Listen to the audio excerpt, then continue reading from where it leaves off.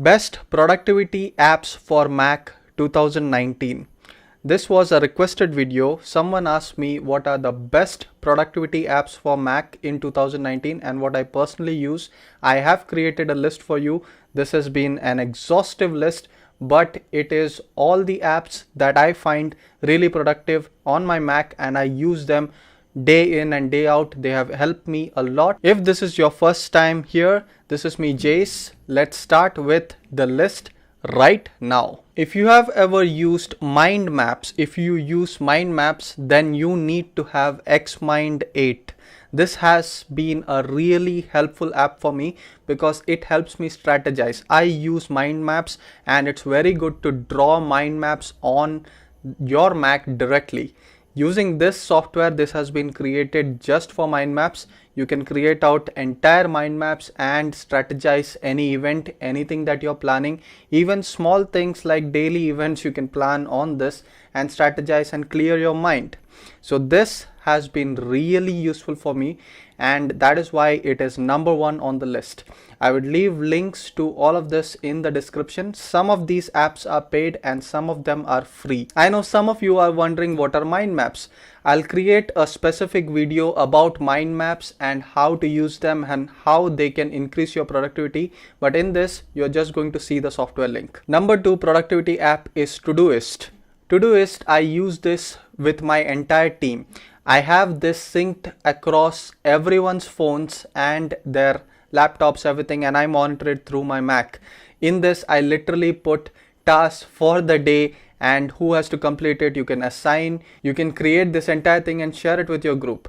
That helps you to be productive, not just as a single person, but it is also useful as a team. I personally use this in a team. So all of my people have the idea of what is strategized, what is happening, and it syncs across devices, not just on Mac, across any Android or iOS devices. You can use it. This app syncs across all of them and it is live syncing, and best of all, it is free.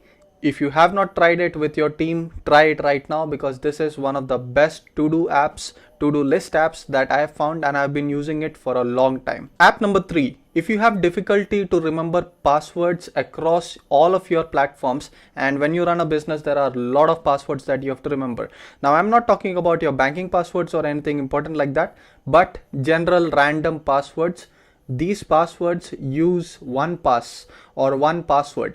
Both of these are good apps and you can use them. 1Password is what I use. It's $2.99 per month, but it helps me a lot to be productive because I don't have to remember all these random passwords. It creates really strong passwords for all of your social media and random pages that you need strong passwords for, because until unless these get hacked, you don't know what you're missing. You don't know what is going to happen. Once they get hacked, you start to understand the loss of it. Number 4, the next productivity app that I use very often is Text Expander. Basically, just as the name suggests, all it does is you can create abbreviations and it will actually fill out the entire text in your emails or wherever you're typing. This is especially useful for emails because many times I have to sign certain emails with my designations or it needs certain things that are always going to be used.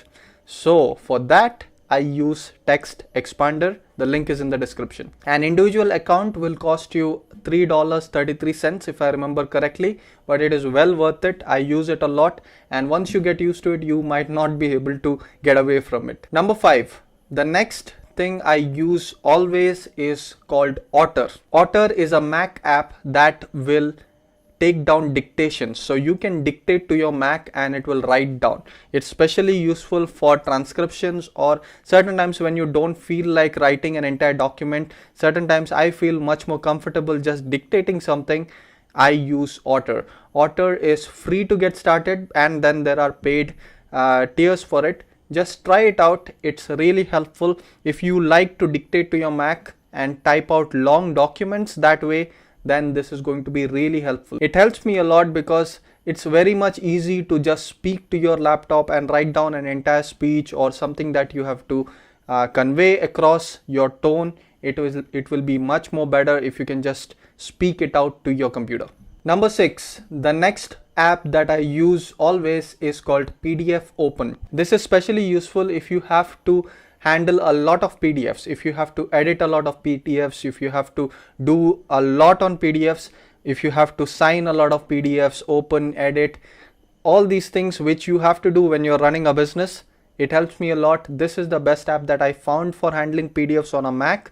It's around $75 I think for one license, but it is worth it if you have to handle PDFs on a day-to-day basis. Number 7, OmniFocus. This is a calendar and a tasking app that I use a lot, and I use it to organize my official and personal life. It helps me a lot.